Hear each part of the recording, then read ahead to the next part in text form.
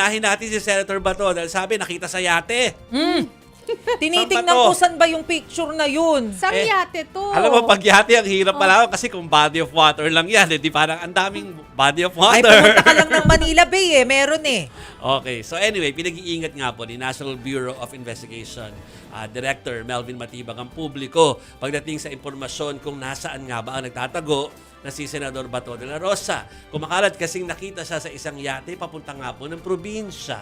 Ang babala po ni Matibag hanggat hindi pa po ito verified ay posibleng nililigaw o nililigaw ang mga tao po sa paligid niya, yung otoridad, para hindi nga po siya mahuli. Naniniwala rin ng NBI na nasa Pilipinas pa nga ang senador dahil mas mahihirapan daw si Bato na magtago, lalo na at meron pang 122 na countries na member po ng ICC na pwedeng humuli sa kanya via Interpol.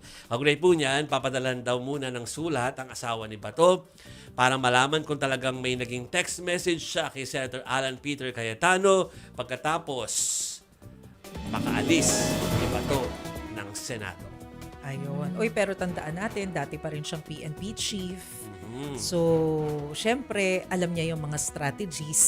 So, hindi dapat minamaliit. Yes. Diba? Mas safe siya dito kaysa sa ibang bansa. Correct.